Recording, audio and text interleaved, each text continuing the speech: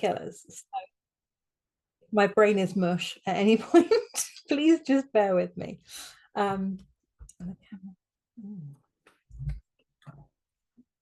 I'm just trying to get that so it's not blinding everyone.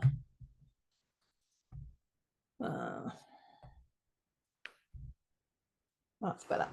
Okay, so thank you very much for coming. For those of you who don't know me, my name is Jo Southall. I am an independent occupational therapist, and I also live with hypermobile EDS, POTS, migraines, visual stress, and some other fun stuff. My specialist area is self-management strategies, learning to live well despite how uncooperative your body might be. And this session is basically just open to whatever you want to talk about. So please do pop your questions in the chat. I do have some pre-asked things that I can whiz through, but I am taking questions live this evening. So if you've got any questions about pacing, about looking after your joints, about symptom management, questions about the kind of what hypermobility is, how it works, all the conditions, POTS management stuff, anything you want to talk about, please pop it in the chat. If it ends up being something that I don't know the answer for, I will hopefully be able to at least signpost you to somewhere else. So the chat should be, if you're on like a computer, one of the little boxy options down there. The session is being recorded, so if you need to drop in and out, not a problem at all. You can catch up later. And if you have any tech issues, feel free to just like rejoin from the original link, and my wonderful glamorous assistant LinkFairy will let you back in. I think that's all the basic housekeeping stuff. So I'm going to make a start with my first pre-asked question, and then we'll see what comes up. So let's have a little look. Okay. Any advice for someone just starting to use a manual wheelchair? I want to make sure that in using a wheelchair to protect my lower half and limit pain and fatigue, that I don't end up hurting my hands, wrists, or shoulders instead. I've been given a standard wheelchair from the NHS. Excellent question. I do indeed have much advice. Very much like any other skill set, any other form of activity, any other form of movement, my advice is always to start slow and steady.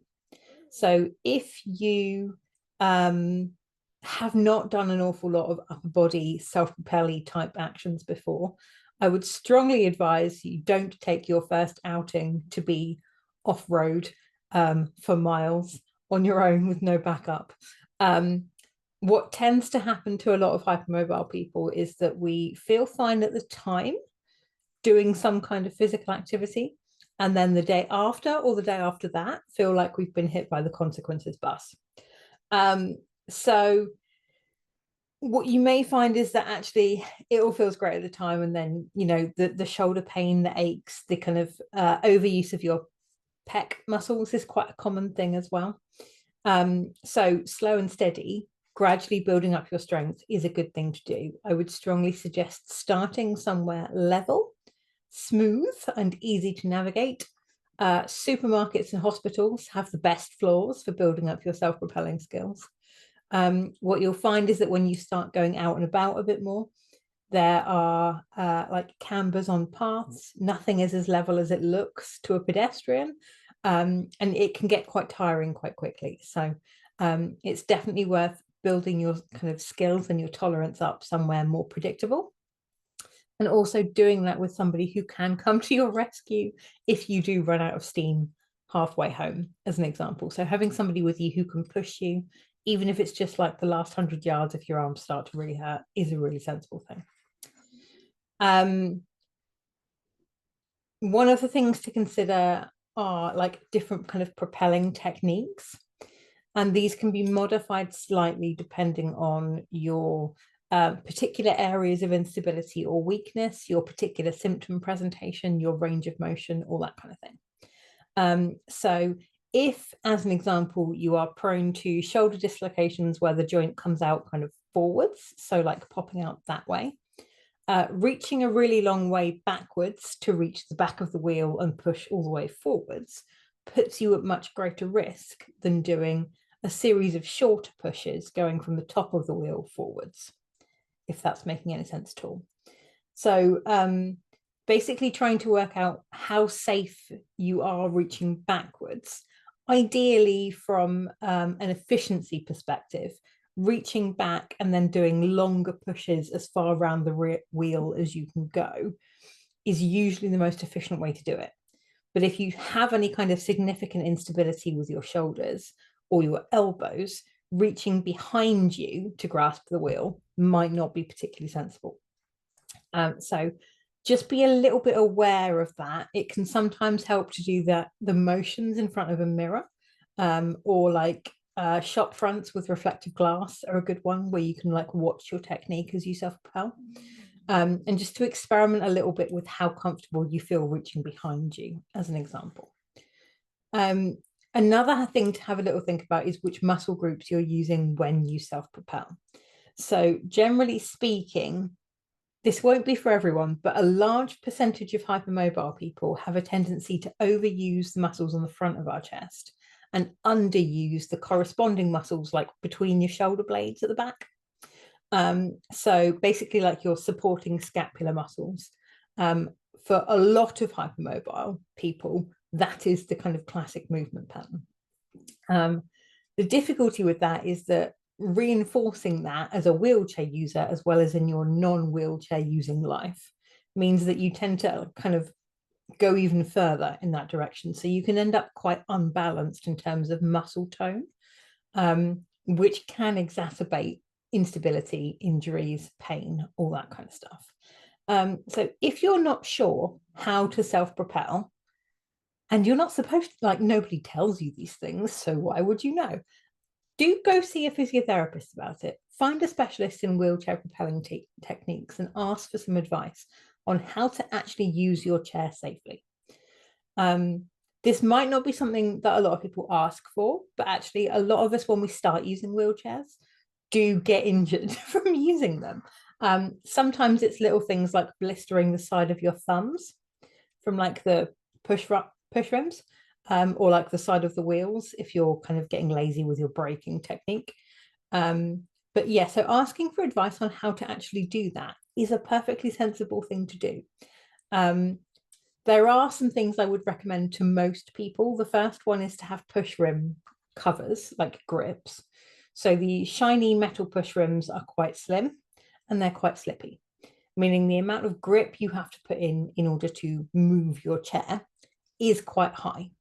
Whereas you can get kind of rubberish, I don't know what they're actually made of. It's not like latex rubber, it's like silicone rubber. Grips that go round the push rims that make them bigger and grippier. And the benefit of that is that you have to squeeze less tightly to achieve the same motion. And you don't have such a high risk of like hyperextending your fingertips when you're doing it. So push rim covers are a really, really good thing.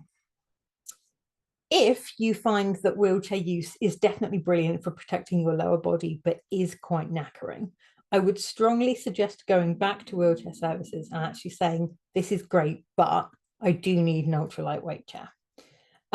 Generally speaking, for my hypermobile patients, I tend to recommend going for something quite lightweight or going for a power assist option. So power assist options are kind of a hybrid. It's like a bit of a split between a manual wheelchair and a power chair. So you push them in the same way that you do a manual chair, but the actual wheel itself does say 50 to 80% of the work for you. So it's kind of the same way power steering works in cars. Like you're turning the wheel, but you're not actually using your brute force to turn your car. Is that making any sense? I hope that makes sense. There are quite a lot of options for power assist wheels. Wheelchair Services generally does not like people buying power assist themselves and putting it on Wheelchair Services chairs. I don't know why they're so against it, but they are, generally speaking, as a rule, not keen on that. However, not being keen on it isn't the same as it not being allowed at all. So push and ask and insist that it's the right product for you. What they can do is grant permission on an individual basis to put power assist wheels on your NHS chair. I know that because I got them on mine.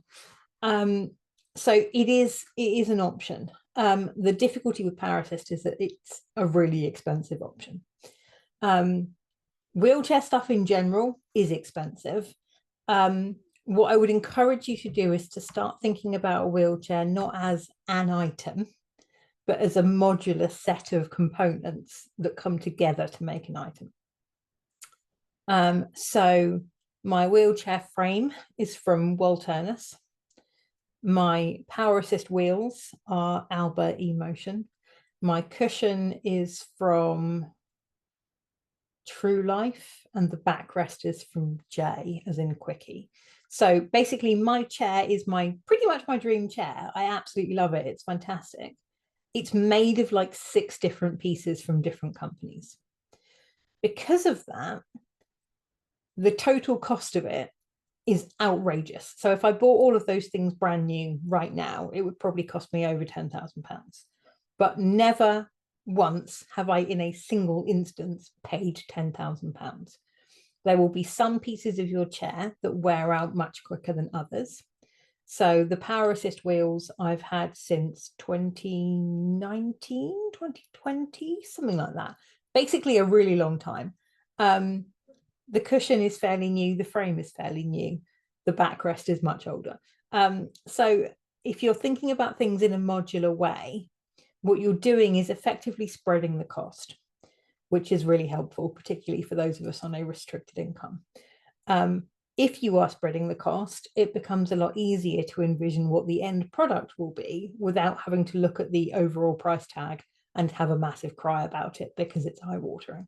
So it is worth thinking about, actually, ideally in say 10 years time, what does your chair look like? And can you start building towards that, and keeping in mind that the components you purchase need to be compatible with that end plan. And generally that's my advice for anyone looking to be kind of sorting their own wheelchair longer term, would be to start looking at which component parts are good and do they go together. So it is worth having a think about from that perspective. There is a show every year called NAIDEX, N-A-I-D-E-X, and I'm hoping LinkFairy can get me a link for that one. NAIDEX is basically a massive disability roadshow type thing. It's also a really, really brilliant opportunity for wheelchair shopping, because most of the UK's big brands in terms of mobility showrooms will be there with a selection of their brilliant, best, most shiny, most amazing pieces of mobility equipment. So what you can do is go to NAIDEX one time, try all the different options out in the one place rather than trying to arrange visits to 9,000 different places. Plan your dream chair and then work out how you get to that end result. So yeah, essentially, like, part of this is going to be building your own strength and improving your technique. Part of it is probably recognizing that you are never going to manage to do long distances in the NHS bog standard wheelchair. And if you want to be completely independent with that and you want to be able to go off and have your adventures, lightweight, power assist is the way to go. So yeah, I hope that's sort of helpful. But it's really sensible to be thinking about that, so you are future-proofing yourself and you're avoiding getting injuries in the meantime. But slow and steady build up is probably the most key thing to think about immediately. I hope that's helpful. Okay, let me check my messages. I think that's the one. Lovely. Okay, so we're on to the live chat options.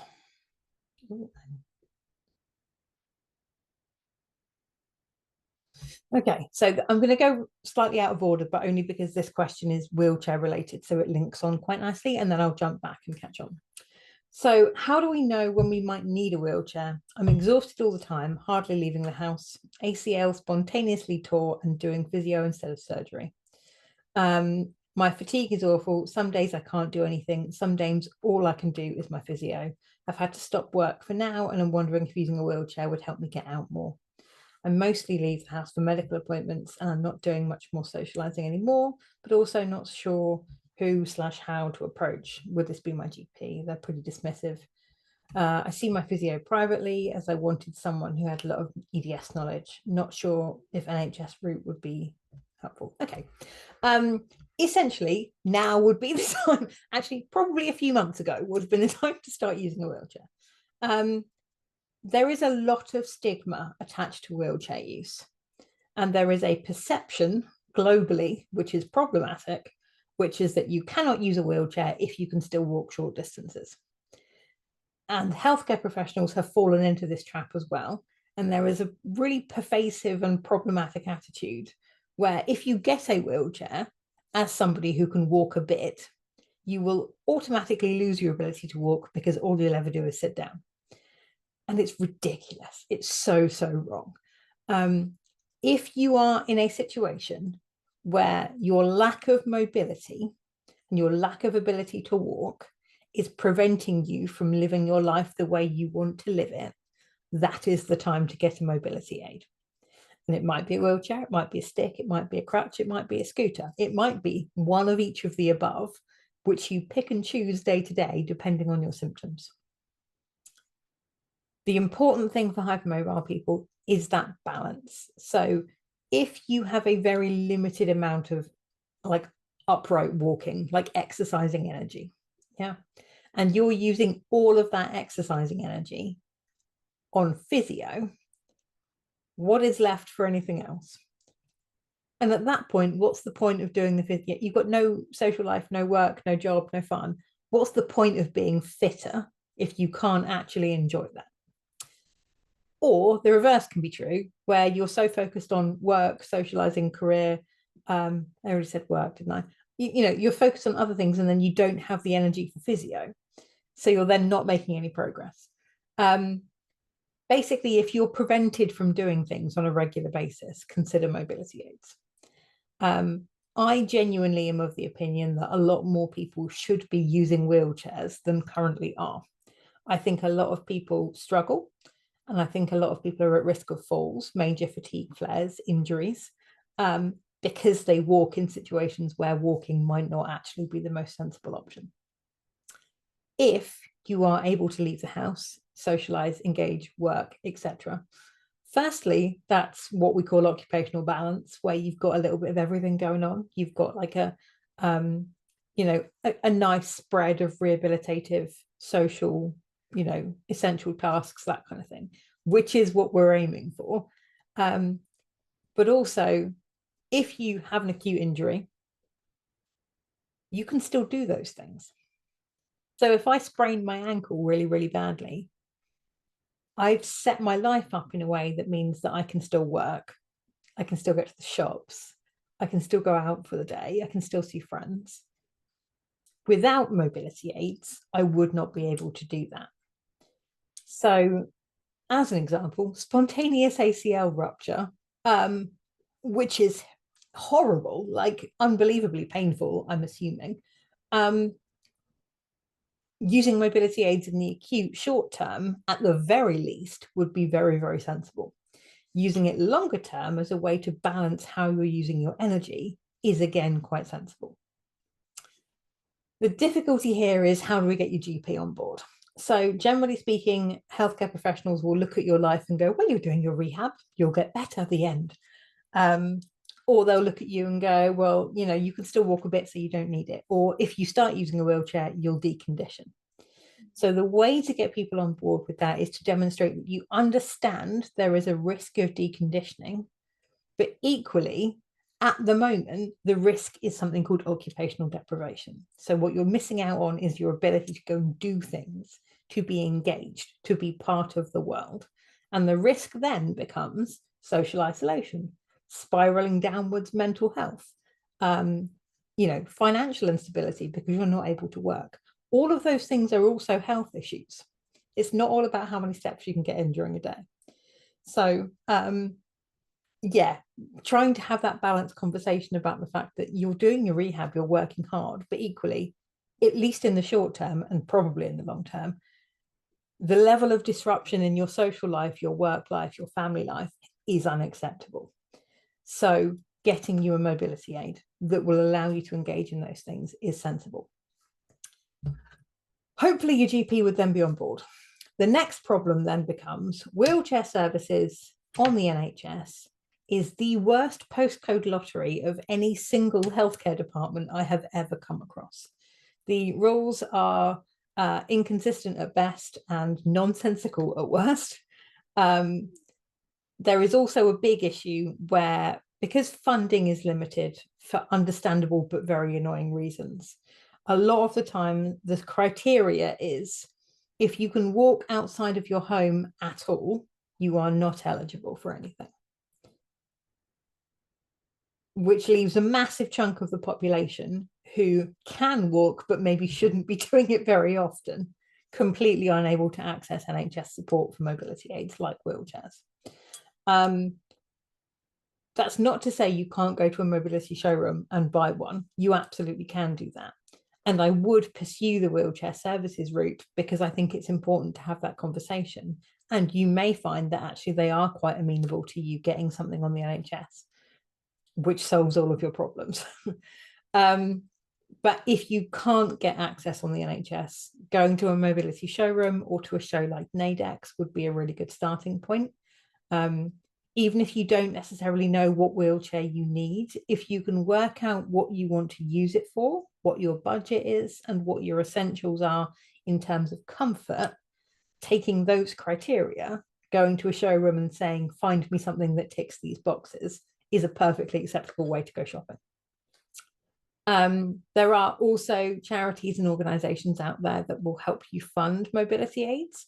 Most often you need some kind of supporting evidence from a healthcare professional to say, yes, a wheelchair is sensible. You know, if you can get your physio on board, if you can get your GP on board, or if you can hire me as your OT, I'm quite happy to say it. But, you know, that kind of thing, basically you need some kind of evidence that just says a healthcare professional says sitting down is sensible. And again, it's a lot more complicated than that, but that hopefully gives you a bit of a vague overview for where to get started, maybe. There is a little bit of advice on my website about wheelchair stuff, which will hopefully give you like a grasp of the basic language stuff. And yeah, fingers crossed that's helpful as a starting point. Please feel free to come back with follow-up questions. Okay.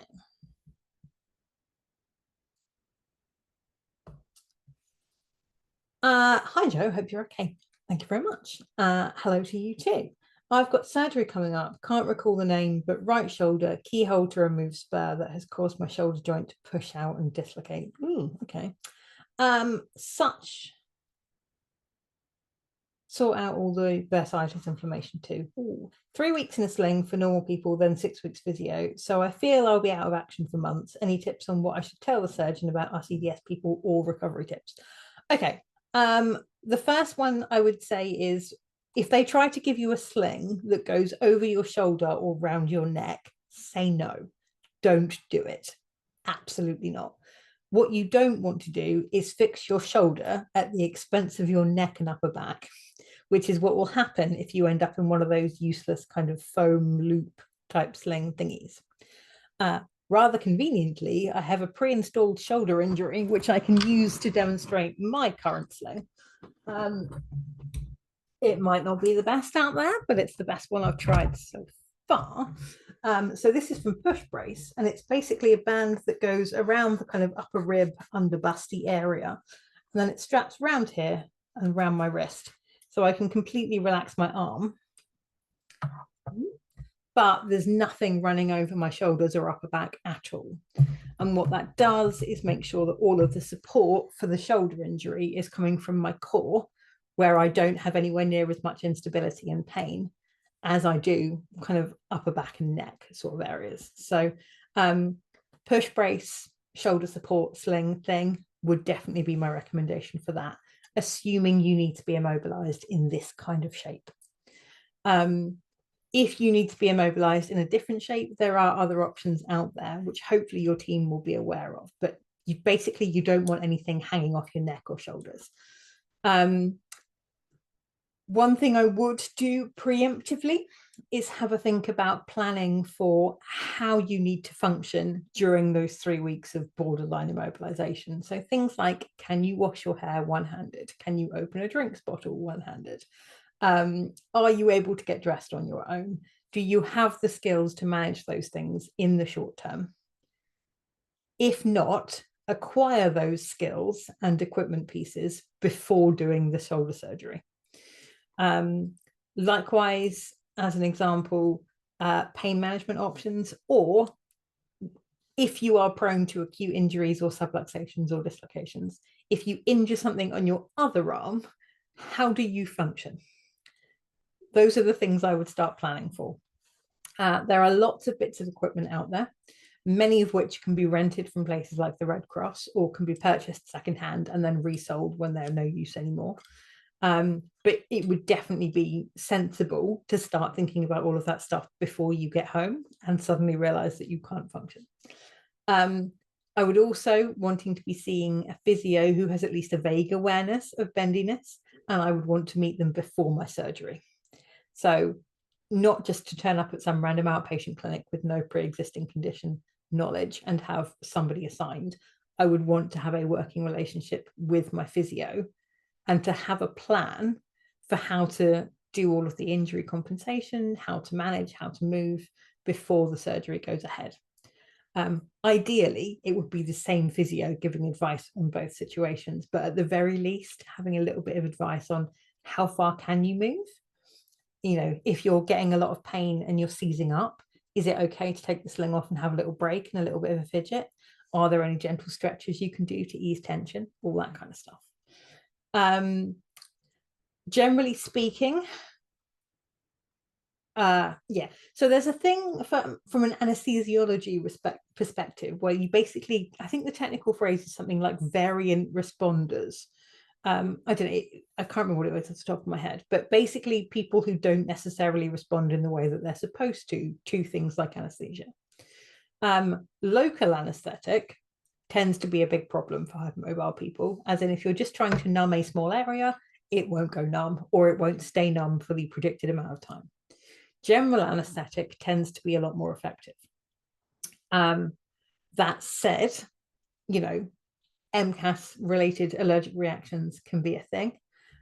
So coming out in hives in response to the cocktail of drugs they give you for an anesthetic might be an issue. The biggest issue for a lot of people tends to be that if you are the kind of hypermobile person with wonky autonomic system issues, so POTS or syncope, having to be nil by mouth before your surgery means that you cannot get enough fluids in to maintain your POTS management. So you may well find that the actual dehydration before surgery is the bigger problem than the surgery itself in the immediate recovery time because you're dehydrated, and that makes you really potsy. So I've had surgery twice in my life. It was dental surgery both times. And what I did was ask them to run fluids while I was out so that I was rehydrated whilst unconscious in preparation for when I woke up afterwards. And it actually worked brilliantly. And I felt fantastic both times. So that would be a sensible thing to ask for, I think, generally speaking.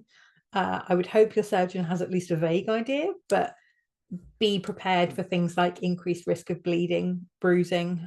Stitches can tear more easily. You will recover slower and you might scar worse than somebody without EDS. Those are the main ones. If your particular combination of symptoms chucks up something completely random, but that you also think is quite a common kind of issue, as an example, if you get like a lot of neuropathic pain, or you have any kind of areas of numbness or pins and needles or anything weird like that, those would be things that are worth mentioning as well. Personally, I would rather be prepared and then pleasantly surprised if I don't need those preparations. So if I was going into what I thought were 3 weeks in a sling and 6 weeks of physio, I would be aiming to prepare for 5 or 6 weeks in a sling and, I don't know, maybe 3 months of physio, as an example. If I don't need that, I am pleasantly surprised, which is better than being really annoyed and disappointed and having to rearrange my entire life when it turns out I need more rehab. So just kind of things to think about there, I think. Hopefully some of that is helpful. I've got my fingers crossed for you, and I hope the surgery goes well and you do get some decent relief as well.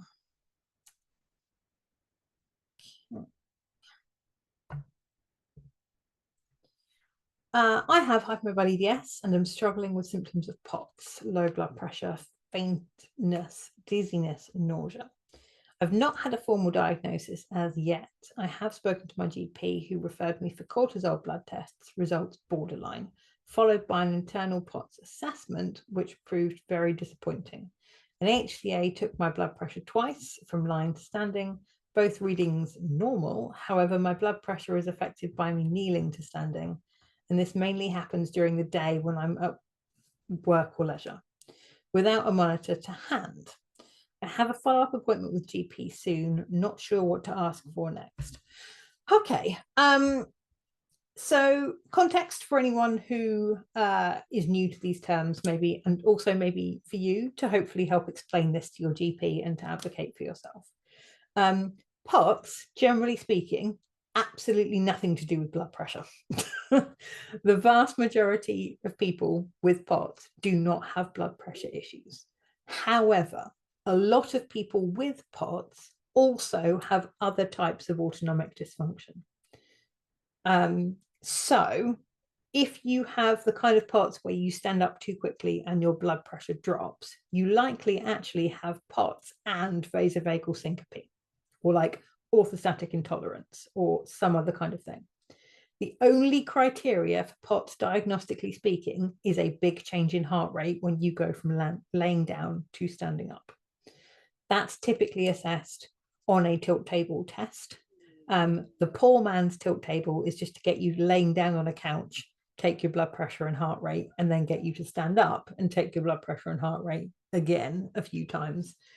If you get an increase of, I think, 40 beats per minute within 15 minutes of doing the standing, that's POTS. I would feel fairly confident in saying most people have more complex autonomic dysfunction than just having the heart rate changes. The exception to that blood pressure change heart rate thing is that there's a subtype of POTS called, I always pronounce this wrong, hyperadrenergic or something, usually abbreviated to hyperPOTS for fairly obvious reasons.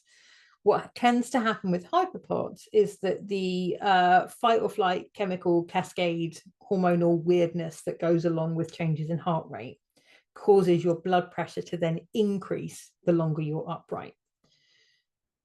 A lot of people will find that their autonomic dysfunction varies. So I have a syncope diagnosis to go along with my POTS, despite having never passed out completely, because when I had my tilt table test, I had a drop in blood pressure. Now, 5-6 years later, when I walk for prolonged amounts of time, my blood pressure gets dangerously high instead. Sometimes it will go really low and then really high.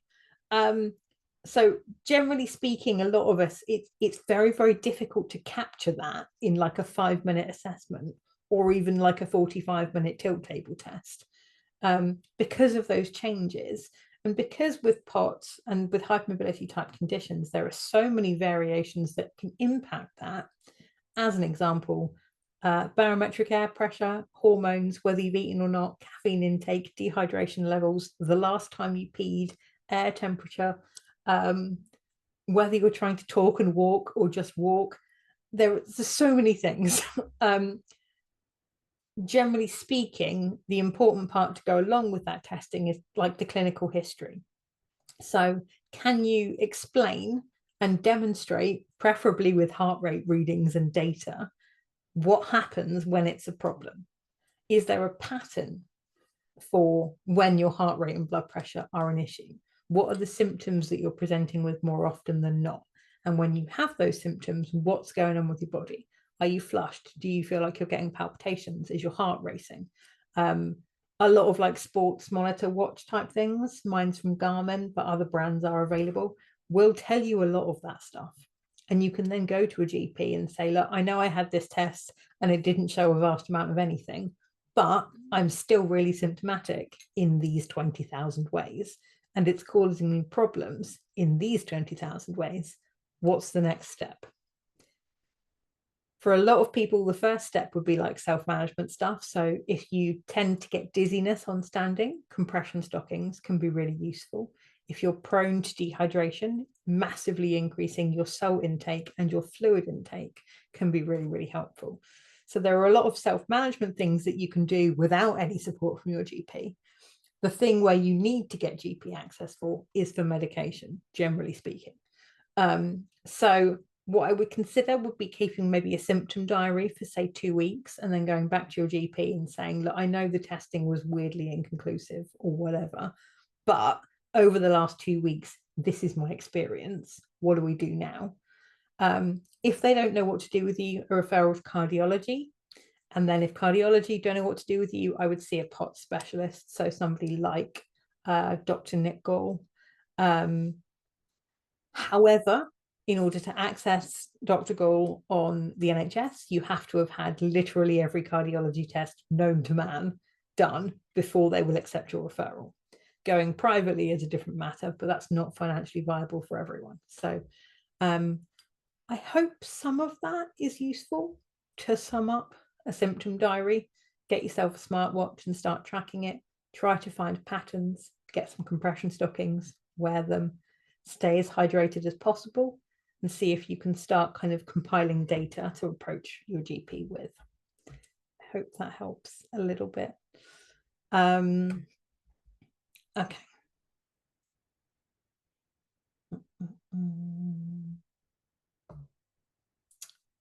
Okay. Sorry, I'm aware questions are if you could, if at all possible, put your questions in the main chat, that would be super helpful. If you're not comfortable doing that, just be aware that I might be answering these out of order because they're coming through in 3 different chats. Okie dokie, thank you. I've recently been diagnosed with hypermobile EDS and have been found to have flat feet that we think are making my knee pain worse. I've been referred on the NHS to podiatry, but the wait is over 2 years. Oh, yikes. Would the sort of private podiatrist that helps runners with gait analysis, etc., be helpful, or are there private podiatrists who are more specialist in hypermobility that would be better?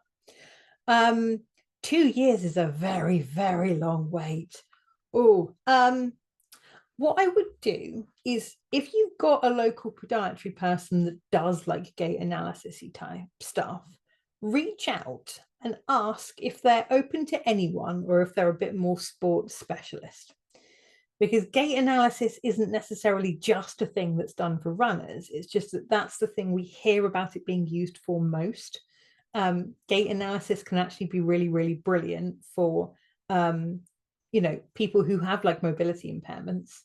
I actually, a very, very long time at university, did it. Gait analysis was used to test what kind of walking boots were most effective for long distance slogs. It's a really like versatile skill set. It's just whether the particular practitioner has an interest in or specialism in the area that you're looking for. So I would just drop them an email and say, I'm not a runner, unless you are a runner. If so, great, good for you. Just explain your symptoms, say what the situation is, and hopefully they'll be able to say yes or no. Your other option would be to go to orthotics on the NHS and hope that they've got a shorter waiting list. So orthotics are a little bit less specialist in terms of gait analysis, in terms of understanding the kind of foot impact, foot structure type stuff, but they are perfectly able to take molds to build you orthotics to go in your shoes, as an example. So orthotics might be another avenue to pursue in terms of like splinting and supports and shoe inserts for flat feet, basically. LinkFairy, do we have like a pet podiatrist with the HMSA, like a me but for feet? I don't remember off the top of my head, but if LinkFairy has any resources, I'm sure they will appear briefly. But yeah, definitely any local podiatrist, private clinic, it's worth emailing and just seeing if they've got an interest in it and what they can do. Actually, even if they haven't got a particular expertise in it, are they willing to learn? Because you don't necessarily need an expert. What you need is somebody who knows the basics of their job really well, is a creative thinker, and is open to learning. Those are the things that I look for in a healthcare professional. Not everyone can be an expert to start with, but if they're willing to become one, get in there, work with them, do the learning together. So hopefully that's kind of helpful, maybe, and we will see how it goes. But yeah, best of luck with that. Foot up is a good approach. One thing I will say is that when you do get your orthotic-y shoe inserty things, which I presume you are heading for, it's very, very sensible to start slowly in terms of introducing changes to your walking. So putting an insert in, particularly if it's a very drastic change between your current foot position and what your podiatrist wants your feet to be doing, will cause muscle pain. What it does is shift which muscles you're using for walking, for standing, for moving. If the muscles that you're forced to use after the adjustment are weaker than the ones you had been using, everything gets a whole heck of a lot harder until you adjust. For that reason, if you do need a really drastic shoe insert, like we're looking to really fundamentally change how your feet are working, ask your podiatrist to go halfway, get used to that, and then go the other half. Because making that really big, severe jump from your current foot position to ideal foot position, if it's a massive change, can just be too much for a lot of people to adjust to without a fairly significant amount of muscle pain. So little adjustments. Basically, us hypermobile peeps are an intolerant bunch. We don't tolerate change very well at all. We also don't tolerate existing as we currently are. So change is often necessary, but not too much change, or that's another reason for your body to throw a tantrum. So yeah, slow and steady is the way to go. Little changes. Okie dokie. Let me check my messages again.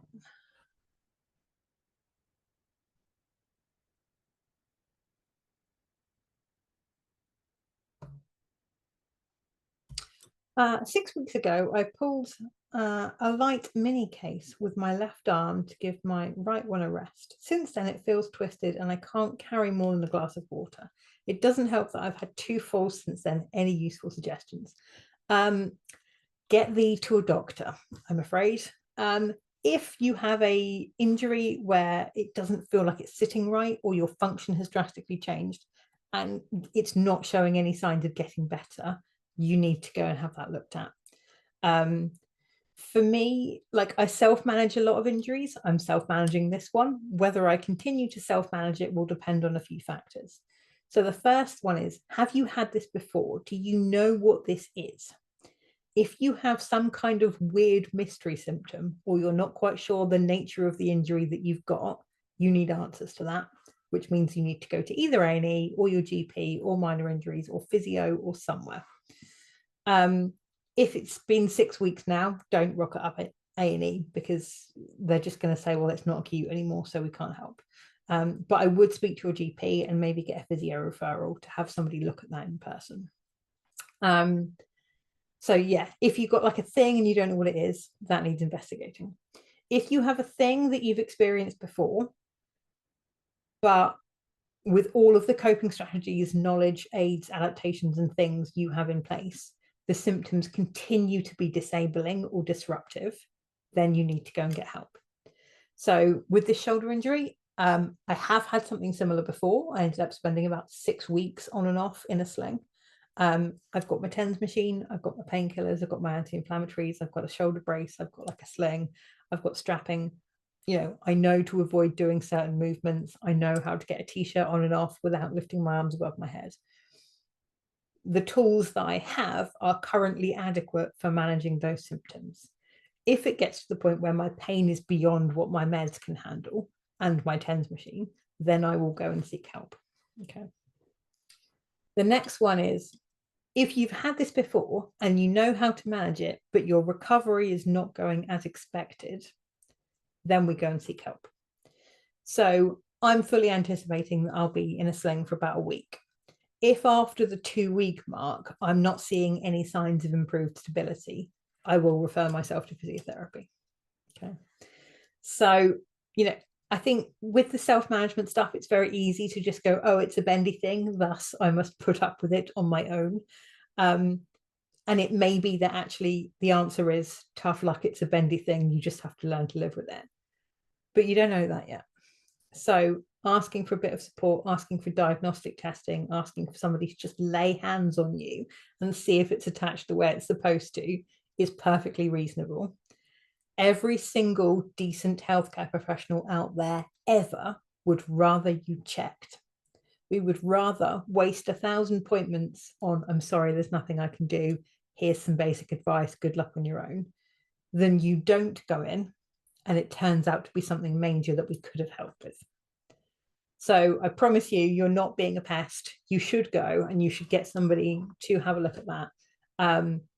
As much as it would be lovely for me to just go, oh, magic wand, I have fixed your shoulder, your arm, your whatever it is, you're going to have to go and get a GP appointment, I'm afraid. I've got my fingers crossed. You get some support and it, is on its way to recovery soon. Okay.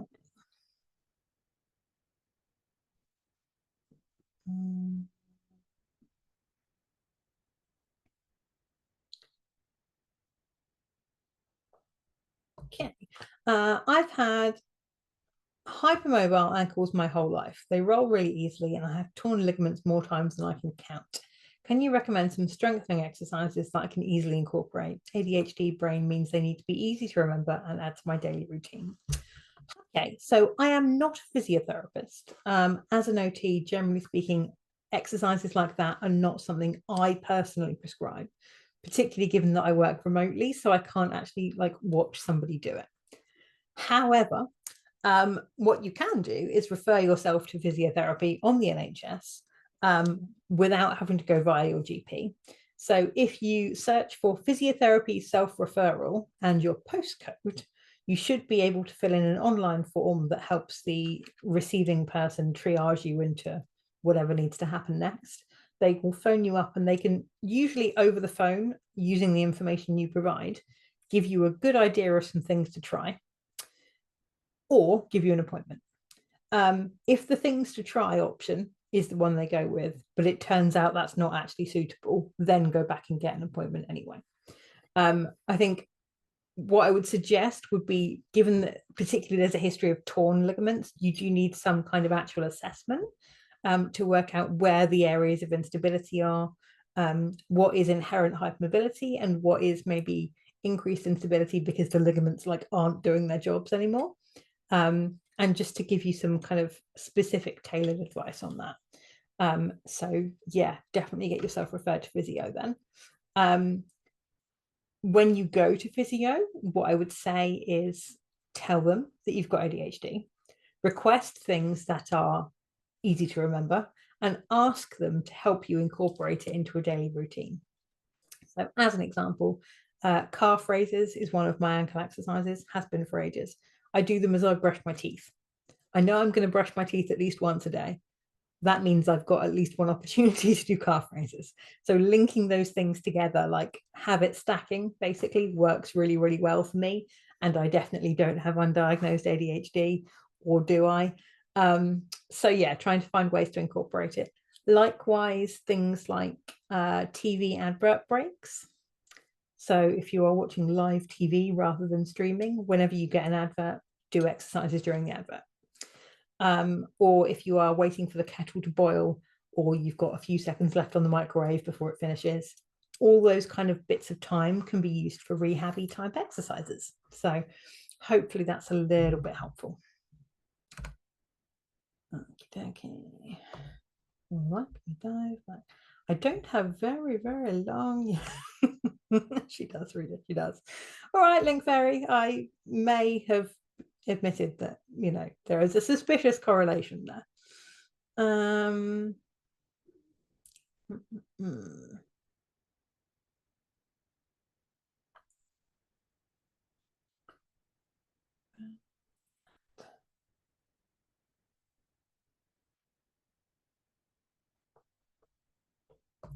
I regularly experience EDS flare-ups. I'm considering purchasing a pacing monitor / TENS machine. Any recommendations for either? So pacing wise, you've got two kind of options. The first one is something like visible. So visible gives you like literal alerts, like you're using this much energy and your energy is declining faster than you're going to get through the day. What it doesn't do is teach you what about that is causing the energy drain, and it doesn't teach you how to pace. So my advice is always to get some pacing advice from, as an example, a bendy aware specialist occupational therapist, and then to look at incorporating that tech stuff in. So I personally go with Garmin. So Garmin has something called body battery. So body battery, what that does is give you a number out of 100, and this does change throughout the day. And I have noticed a correlation. You know, if I'm in single digits, generally we're in flare-up town, right? I once had a day where I was in the 80s and I felt like I could have run a marathon. Well, not run, but like maybe staggered a marathon. So, you know, it's not going to be like 100% precise, but what that does is it's looking at your heart rate, something called heart rate variability. So heart rate variability is the variation in time between beats of your heart. So if your resting heart rate is, say, 60 beats per minute, that's not exactly 1 beat per second. Some will be closer, some will be further apart. This is supposed to change quite rapidly in response to posture, hormones, environment, movement, activity, thoughts, feelings, whatever. It's supposed to be quite responsive. If your heart rate variability is low, what it basically indicates is that your body perceives literally everything as one long, hard slog. So like slow, kind of low heart rate variability can then be used as a predictor for fatigue flares. So if I look on my heart rate variability now, mine is naturally quite low anyway. I think part of that is that I live with moderate levels of fatigue, and part of it is that I'm on a beta blocker for POTS. But I'm bang in the middle of my baseline right now, in the little green bit in the middle. If I drop into the end of my kind of green bit, I know that I really need to start looking after myself. If I get into amber, I really need to start considering having a rest day. And if I'm in red, I need to put myself in rest mode and stay there until I get back in the middle of green. It's been quite validating, actually, having something as a visible, like, okay, I really am a bit run down at the moment. What I like about systems like this in terms of validation is that if I was to get a cold and my POTS does not tolerate germs in any way, if I get the sniffles, my POTS will throw a temper tantrum about it. My heart rate numbers change, my heart rate variability goes way down whenever I'm ill, even if it's literally just the sniffles. Okay. So it's, for me, has been quite validating actually looking at that and going, you know what, yeah, this is like a really obvious, like a tangible thing here. What I would say is that there are going to be some variations. Not all of your symptoms, the fatigue, the flare-ups, are going to be directly trackable via your wrist. So you may find there are times where your watch is saying, you look great, off you go, have a little exercise, and you actually feel like death warmed up. And there may be times where the opposite is true. So it is worth kind of trusting your instincts, trusting your body, learning to connect with your symptoms and how you're feeling at given times. But smart monitoring does really have a benefit there, particularly the heart rate variability thing. And pacing by numbers is also a concept that is worth looking up. So yeah, that is potentially a really good thing to look into. So yeah, my personal recommendation is for Garmin. I think my watch is a Vivo Active 5, but basically any of the watches where you get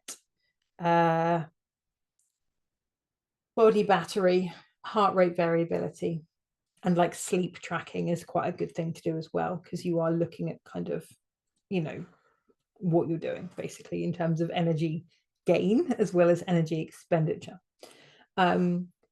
it depends very much which way you want to go with that. So for me, because my income is all over the place, I prefer to have one-off purchases when I can afford them, which is why I went for Garmin. Things like the Visible app are a subscription-based service, and a lot of like Fitbit stuff, actually like the Pro options, are a subscription-based service. So if your income is stable and you prefer a lower kind of monthly type situation, it might be worth having a look at those options, because it does allow you to just kind of, you know, use it as you go, sort of thing. Yeah, so it basically just depends, you know, whether you're the sort of person that would rather have a one-off expensive thing or a series of installment type things. The Visible app only works with like an armband type situation, which means that you don't get if you want like the day-to-day, hour-by-hour tracking kind of thing, you only really get that with the wristband. So you don't have a watch. You can't actually see your stats without accessing the app. Whereas I can kind of glance at my watch, my wrist, and get you like an option, like a series of kind of base kind of functionality type things. It also tells the time. I can accept and reject phone calls. I can see messages, that kind of thing. So for me, it's a more useful piece of tech versus having to have like a watch and a phone and the armband to do all of those things. But it is very much a personal preference. TENS wise, TENS Care, the website, is fantastic. They also do like spares and repairs, cables, that kind of thing. My current TENS is the MedFit 3, but the MedFit series I really, really like. They are kind of built to last, quite adaptable, quite adjustable, and it's like twisty knob things with minimal amounts of screen. The issue I've had in the past with the fancy digital TENS machines is that I drop them all the time. And if you drop a TENS machine that's 60% screen on a tile floor, you will break the screen more often than not. Which then means you can't see what the settings are, and you're left playing TENS machine roulette, where you may get the right amount of TENS, or you might just hideously electrocute yourself. Whereas something that's much less screen, your chances of breaking the screen and thus not having to play TENS roulette are better. So something like that for me does the job quite nicely. Price wise, you can get TENS machines pretty cheaply now. You're looking like 25 quid for the really, really basic ones, all the way up to like very, very fancy, very expensive, if that's the way you want to go. But TENS Care, the website, I would say, is probably the best place to buy from. I think they've also got an Amazon shop, I'm not sure, but the website definitely does like replacement cables. As a top tip, the little electrodes that you get for like the actual TENS machine, generally I like little squares. Maternity electrodes are bigger rectangles. So you can get maternity electrodes for your TENS machine as long as they've got the right kind of connector. So there's typically two kinds of connection for TENS machines. Either you get like a little push pin thing like that, or you get something that looks a little bit like a popper, like the fastening things. As long as you get the right kind, so pin, pin, popper, popper, you can mix and match your electrodes with your machine cables. Also, top tip, thank you, LinkFairy, rechargeable batteries are the absolute way to go. So I've got like two, it's like a D cell, like really chunky ones in there. So I just got two rechargeable ones. So I keep one charged at all times, which means that I can run TENS 24/7 because it lasts for longer than it takes to charge. So in the event of a nasty pain flare up, I can just have my TENS machine on the go pretty much constantly, which is fantastic. If you are going to go the route of wearing TENS machines for extended periods of time, at least once a day, just move the electrodes a little bit, just a little bit. What I found is that some people tend to end up with like contact dermatitis if you're keeping all of the sweat and the moisture trapped under the electrode in exactly the same place for like days on end. So do move the electrodes around fairly regularly. If you are going to be sleeping in a TENS machine, which it tells you not to, but I definitely do, and I know a lot of other people do as well, tape your electrodes down, or you might wake up with a TENS electrode stuck somewhere you don't want a TENS electrode stuck. I have on multiple occasions woken up with a TENS electrode stuck to my bum.